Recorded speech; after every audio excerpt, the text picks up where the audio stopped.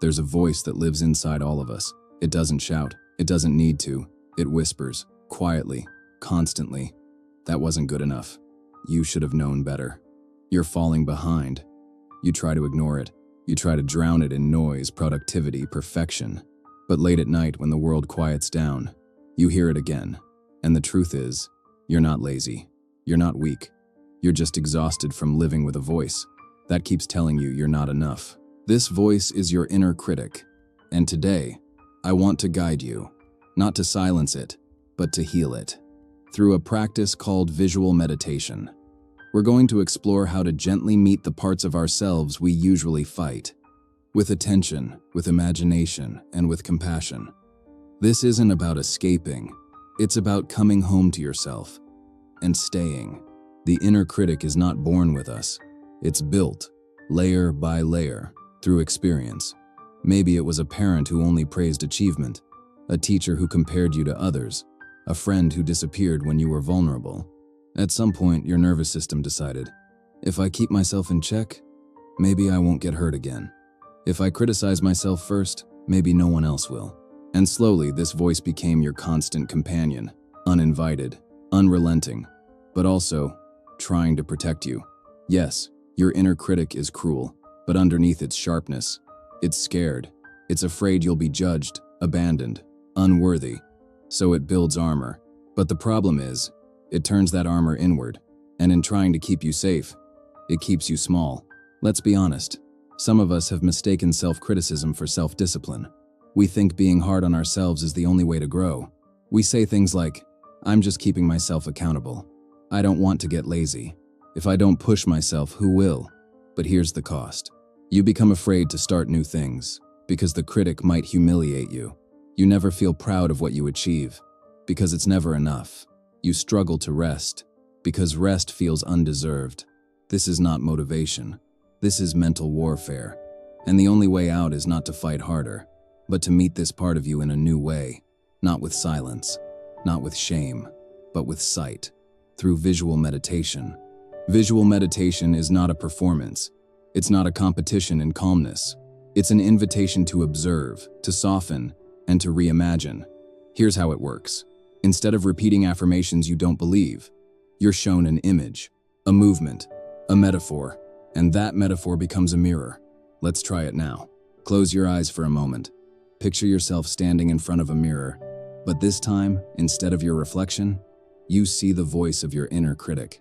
It's a shadowy version of you, tense, armored, impatient. Now imagine this. You step closer. You don't argue. You don't explain. You simply place your hand on its heart and say, you don't have to protect me like this anymore. I'm safe now. You can rest. Visual meditation uses the language of imagery to bypass logic and speak directly to your body, your nervous system, your unhealed parts. It allows you to see yourself differently, and what you can see with compassion, you can begin to change. In the stillness of visual meditation, something beautiful happens. You begin to realize the inner critic doesn't want to destroy you. It just doesn't know another way to keep you safe. But you do. You start noticing how the voice loses its grip when you breathe with intention, how it softens when you imagine a version of yourself who is already worthy, already enough. Instead of, I should have known better, you begin to hear, that was hard, and you did your best.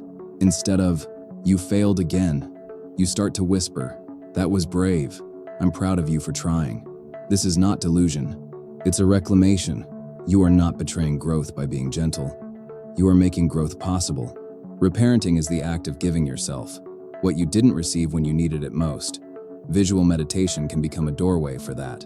Imagine a younger version of you, maybe 7 years old, maybe 17, sitting on a bed, crying after making a mistake. Now picture your current self entering that room. What would you say? Would you yell? Would you shame? No. You would sit beside them. You'd hold their hand. You'd say, you're allowed to get it wrong. You're still good. I love you, even now. This isn't make-believe. Your nervous system remembers imagery as if it's experience. And when you practice this regularly, your inner world rewires. The critic no longer leads. The nurturer takes over. We spend so much time trying to fix ourselves, chasing better habits, better bodies, better outcomes. But very few of us have been taught this truth. You can grow without punishing yourself. You can evolve from love, not just lack. Visual meditation for self-acceptance is not a one-time fix. It's a practice of coming back, again and again, to the truth that your worth isn't earned. It's remembered. And the more often you sit with yourself in visual stillness, the more you see clearly. You were never too much. You were never not enough. You were just unheard, unseen, until now.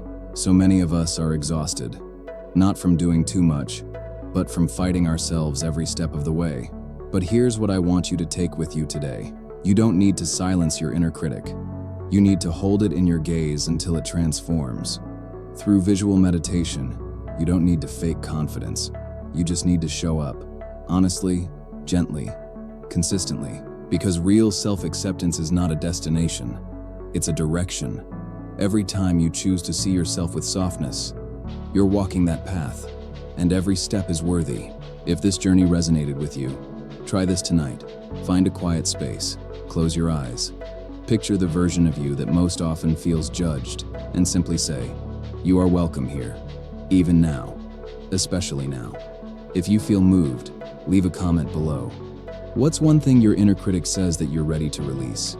Your words may help someone else feel less alone.